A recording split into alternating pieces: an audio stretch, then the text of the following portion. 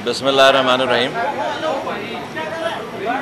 Rabbi इश्रह ली सदरी व यस्सिर ली अमरी वहलुल उक़दतम मिन लिसानी यफ़क़हू क़ौली सल्लल्लाहु अलैहि वसल्लम। आज कॉन्टेम्प्ट के केस में हम यहाँ आए थे। फ़रूग नसीम साहब हमारे एक्स सेनेटर और हमारे मुल्क के बड़े मायनाज़ बैरिस्टर हमारे साथ उन्होंने हमें असिस्ट किया और वेरी सिंपली हमने अनकंडीशनल अपॉलजी टेंडर की है सुप्रीम कोर्ट के सामने। और हमने दूसरा पॉइंट उसमें सिर्फ ये लिखा कि रिबा के हवाले से जो 2 सालों से सुप्रीम अपीलेंट बेंच में जो बेंच बनना है उस बेंच के लिए इस्तदा की है। अगर उसमें हमें ख़ुद भी जो है वो एप्लीकेशन लगानी है तो वो हम भी लगाएंगे। ये वो बात है कि जो मैंने पहले पार्लियामेंट में खड़े होकर अप्रैल में की, मई में फिर पार्लियामेंट में खड़े होकर 16 मिनट की बात की, और उसके बाद प्रेस कॉन्फ्रेंस जो थी हमारी जिसके ऊपर ये कॉन्टेम्प्ट हुआ उसमें भी यही बात है। और हमारे बैरिस्टर साहब से पूछा गया कि आप इस तमाम कंडक्ट में कोई कॉन्टेम्प्ट देखते हैं, तो उन्होंने अपनी राय जाहिर की कि मेरी पूरी गुफ्तगू में कोई ऐसी बात नहीं है, लेकिन अगर फिर भी अदालत को किसी बात पे नागवारी गुजरी है due to respect to the judiciary, हमने उस पर अपॉलोजी कर ली है, हमने उनको उस पर अपना टेंडर किया है, अपनी अपॉलोजी को अनकंडीशनल अपॉलोजी टेंडर की है। ये नहीं, और हमने बड़े वाज़े होकर ये वाली बात की, तो इतनी सी बात है। और मैं समझता हूँ कि आज का ये सारा माहौल बहुत ज़बरदस्त था, अच्छा था। जज साहब ने तीनों ऑनरेबल जजेस ने और स्पेशली चीफ जस्टिस साहब ने जो कुरान का हवाला दिया है, कुरान की बात की है, आइन के प्रियम्बल की बात की है कि where is the sovereignty belongs to almighty Allah alone. ये बात है, ये बहुत ही इनकरेजिंग बात है। यकीनन उनके सामने जो है वो वकील ने, हमारे वकील साहब ने गुफ्तगू करनी है, मैंने गुफ्तगू नहीं करनी। मैंने ये वाली गुफ्तगू जो है वो एग्जैक्टली यही बात तो हम कोट कर रहे हैं कि कुरान अल्लाह की किताब कह रही है कि सूरह बकरा में, और गालिबन आयत 187 है, और मैं अगर मिस कर रहा हूँ तो उसका मफहूम है कि सूद का जहाँ निज़ाम होता है वहाँ पर अल्लाह और उसके रसूल से जंग है। और आगे चलकर अल्लाह ताला उसी सूरह बकरा में फरमा रहे हैं कि अल्लाह ताला सूद को मिटाएगा और सदक़ात को जारी करेगा। मैंने ये बात असेंबली में भी की है कि जिस माशरे या सोसाइटी और मुल्क में जो निज़ामी जो इकॉनमी सूद पर हो, और हमारे फाइनेंस मिनिस्टर कहें कि जी फलाह आने वाली है, भलाई आने वाली है, खुशहाली आने वाली है, अल्लाह कह रहा है मैं उसको मिटा कर रहूँगा, तो मैं फाइनेंस मिनिस्टर की बात मानूँ या मैं अल्लाह की बात मानूँ? ये बात मैंने सुप्रीम कोर्ट से प्रेस कॉन्फ्रेंस से पहले असेंबली में खड़े होकर दो दफ़ा ये वाली बात की। फिर मैंने जब प्रेस कॉन्फ्रेंस भी की है उसमें ये बात की कि जब सो मोटो एक्शन हुआ तो हमने उस पर कोई एतराज़ नहीं किया, हमने सिर्फ तवज्जो दिलाने के लिए ये बात की ऑनरेबल कोर्ट सुप्रीम कोर्ट की कि 2 सालों से सुप्रीम कोर्ट की अपीलेंट बेंच में बेंच को फिक्स होना है। वो बेंच फिक्स हो जाएगा तो 8 सालों के बाद जो शरीयत अदालत कोर्ट ने जो फैसला किया है कि 5 सालों में रिबा सूद ख़त्म हो जाएगा, उसका पहला दिन शुरू नहीं हुआ, क्योंकि 16 बेंच उस शरीय अदालत के फैसले के ख़िलाफ़ सुप्रीम कोर्ट के अपीलेंट बेंच में, शरीयत अपीलेंट बेंच में जाकर एक तरह से उन्होंने स्टे ले लिया है। स्टे इन अ सेंस वो स्टे नहीं है, क्योंकि वो बेंच ही नहीं बना तो वो पहला दिन शुरू नहीं हुआ। उसके ऊपर मैंने अपनी प्रेस कॉन्फ्रेंस में तवज्जो दिलाई कि जहाँ पर ये मैटर्स बहुत अहम हैं, जजेस के हुकूक की बात बहुत अहम है और बिल्कुल अहम है, बहुत इम्पॉर्टेंट बात है, वहाँ पर इसी मौके का फ़ायदा उठाते हुए, चूँकि मेरी कंटिन्यूएशन में तकरीर चली आ रही थी असेंबली के अंदर, इसलिए मैंने उस प्रेस कॉन्फ्रेंस में भी ये वाली बात की है, इस पर तवज्जो दिलाई है।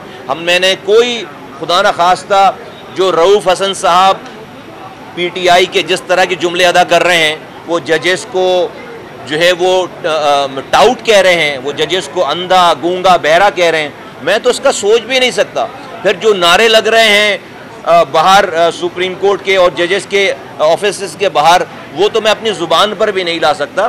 तो मैं समझता हूँ कि आज जो जज साहब ने जो कुरान के हवाले से बात की है, मुझे बहुत इनकरेजमेंट है इस वाली बात पे कि उसी कुरान में ये लिखा है कि सूद के निज़ाम को चलाने वाले और उसको राइज करने वाले, उसको मानने वाले, और जहाँ ये राइज है, मफहूम अर्ज़ कर रहा हूँ, वह उससे अल्लाह और उसके रसूल से जंग है। हम एज अ कौम अल्लाह और उसके रसूल से जंग में मुब्तला हैं। हम अपने पड़ोसियों से जंग नहीं कर सकते, किसी और मुल्क से जंग करने के काबिल नहीं। हम अल्लाह और उसके रसूल से जंग कैसे लड़ सकते हैं, और कहाँ है क्या? और जब हम कहते हैं कि हमारे यहाँ खुशहाली आ जाएगी इस जंग को लड़कर, तो नाउज़ुबिल्लाह क्या अल्लाह हमसे ये जंग हार जाएगा? इसलिए कि अल्लाह अगर अल्लाह ही जीतेगा तो फिर तो खुशहाली नहीं आएगी। हमारी खुशहाली का मतलब है कि सूदी निज़ाम में खुशहाली का मतलब है कि नाउज़ुबिल्लाह अल्लाह और उसके रसूल पाकिस्तान में आकर हमसे जंग हार जाएंगे। नाउज़ुबिल्लाह नहीं, अल्लाह तो कभी नहीं हारेगा। तो पाकिस्तान की में हर घर की दीवार सोने की ईंट की हो जाए और छत जो है वो चांदी की हो जाए, जब भी अल्लाह और उसके रसूल से ये जंग हम जीत नहीं सकते, ये धोखा होगा। यही मेरी इंटेंशन है पहले दिन से। और इस प्रेस कॉन्फ्रेंस में भी जिसके ऊपर ये कॉन्टेम्प्ट है, मेरी अगर जिस निकालें तो मैं यही तवज्जो दिला रहा हूँ सिर्फ कि जहाँ पर जजेस के हुकूक मोतबर हैं, वहाँ पर अल्लाह और उसके रसूल से जंग ख़त्म करना भी बहुत मोतबर है। जंग ख़त्म हो जानी चाहिए, अल्लाह और उसके रसूल से का हक़ ज़्यादा है। यही टोटल मेरी ये इंटेंशन है। तो आज जज साहब ने, और फिर क्यों हम ये बात, मैंने कोट किया कि कायद आज़म मोहम्मद अली जिन्ना रहमतुल्लाह अलैह ने, बानी पाकिस्तान ने 1948 में स्टेट बैंक की बिल्डिंग की बुनियाद रखते हुए, स्टेट बैंक जो कि पाकिस्तान का स्टेट बैंक है, उसकी बुनियाद रखते हुए ये फरमाया था कि पाकिस्तान में उन्होंने मगरिब के इकोनॉमिक निज़ाम को, माशी निज़ाम को फेल करार दिया था और कहा था कि पाकिस्तान इस्लामी उसूलों के मुताबिक नया माशी निज़ाम दुनिया को मुतारिफ कराएगा, दुनिया को इंट्रोड्यूस कराएगा, नंबर 1। फिर जुल्फ़िकार अली भुट्टो साहब जिन्होंने ये आइन बनाया 1973 में, वो तो मौलवी नहीं थे ना, वो तो एक लिबरल किस्म के आदमी थे। उन्होंने आइन के आर्टिकल 38F में ये लिखवाया है clearly, 38F of the constitution of Pakistan की वी विल एलिमिनेट रिबा एज अर्ली एज पॉसिबल।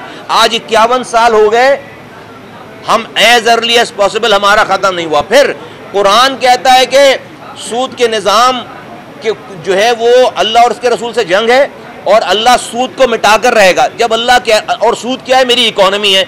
अल्लाह कह रहा है कि वो मेरी इकोनॉमी मिटाकर रहेगा, मुझे मिटाकर रहेगा। हम कैसे खुशहाल हो सकते हैं? ये मेरा कंसर्न मेरा नहीं होना चाहिए सिर्फ।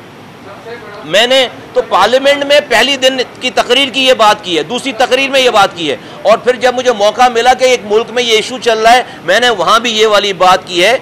और इसके ऊपर अगर ऑनरेबल सुप्रीम कोर्ट को उन्होंने इसका बुरा माना है तो मैंने आउट ऑफ रिस्पेक्ट उन्होंने कहा क्यों, अगर आप समझते हैं कि भाई नहीं है कॉन्टेम्प्ट तो हमने अगर आपको लगता है कि इसके अंदर कोई ऐसी चीज़ है जिससे आपकी जो है वो मजरूह हुआ है आपकी ऑनर, हम आपसे अनकंडीशनल हमने अपोलॉजी की और साथ हमने लिखा है चौथे पॉइंट पे लास्ट पैराग्राफ में कि रिबा के केस को फिक्स किया जाए। ये हमारी टोटल कंडक्ट थी। मैं बहुत मुतमईन हूँ ऑनरेबल जजेस के कंडक्ट से। और मैं आपके सामने एक दफ़ा फिर मैंने जो लिख कर दिया है, मैं अनकंडीशनल, अगर हमारी बात बुरी लगी है मैं कंडीशनल अपॉलॉजी टेंडर करता हूँ ऑनरेबल सुप्रीम कोर्ट से और उनके जजेस से। कांग्रेस में मैं भी मौजूद था, तो अभी आप लोग जो जैसे इस्लामिक टच पहले कोई चलता रहा है, बात कि हर कोई इस्लामिक टच डालता है, तो आज कोर्ट में तो आपने इस्लामिक टच डाला, लेकिन उस दिन प्रेस कॉन्फ्रेंस अगर हम देखें तो उसमें 70% आप जजेस के खिलाफ बोले,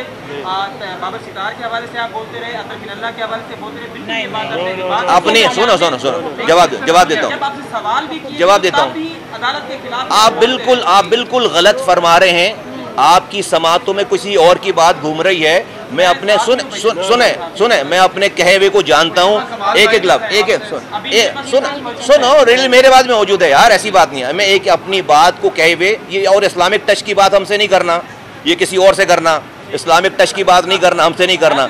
नहीं कोई सुनो मैंने असेंबली में बात की है।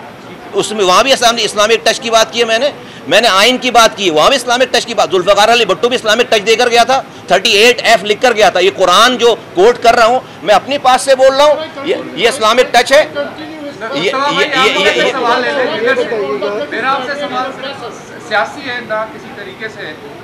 वफाकी शरई अदालत से जो रिबा वाला केस है उसमें जो रिसेंट डिसीजन आया है वो जमात इस्लामी की पटिशन के ऊपर आया है, आप उसके ऊपर बेंच बनाना जमात इस्लामी के ऊपर नहीं, तहरीक इस्लाम जमात इस्लामी के पटिशन पे नहीं आया है सर। जमात इस्लामी नहीं, तहरीक इस्लाम आप देख लें उसको। ये जो डॉक्टर इसरार साहब वाली जो ऑर्गेनाइजेशन है ना, वो है इसमें पटिशनर। तंजीम इस्लामी, जमात इस्लामी नहीं, तंजीम इस्लामी। के तो ज्यादा मोहब्बत नहीं करीब होती। नहीं, देखो बिल्कुल वेरी फ्रैंकली स्पीकिंग, ये सियासत नहीं है, ये सियासत नहीं है। कुछ चीज़ें जो है वो सियासत से बियॉन्ड है। हम गुनाहगार लोग हैं, लेकिन हम अल्लाह से नहीं डर सकते, अल्लाह से लड़ नहीं सकते। अगर हमने बेसिक्स को ठीक है भाई, पाकिस्तान में हर दिन के गुजरने के साथ तबाही बर्बादी आ रही है, तो ये सही हो जाना चाहिए। 75 सालों में नहीं हो रही ना, इसका मतलब है कहीं ना कहीं कोई गलती। और अल्लाह का लिखा हुआ कुरान कैसे गलत साबित हो सकता है? तो मैं तो कहता हूँ मेरा सगा दुश्मन जाकर इसके ऊपर बात करेगा, मैं उसकी तायद करने के लिए तैयार हूँ।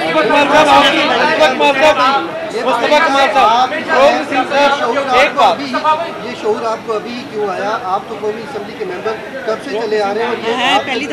आपको ये इन्फॉर्मेशन ही नहीं है कि मैं कब से कौमी असेंबली के मेंबरशिप में हूँ। मैं जब कौमी असेंबली का मेंबर पहली दफ़ा बना हूँ तो मैंने अपनी पहली स्पीच में इसी रिबा की बात की है, दूसरी स्पीच में इसी रिबा की बात की। Thank you.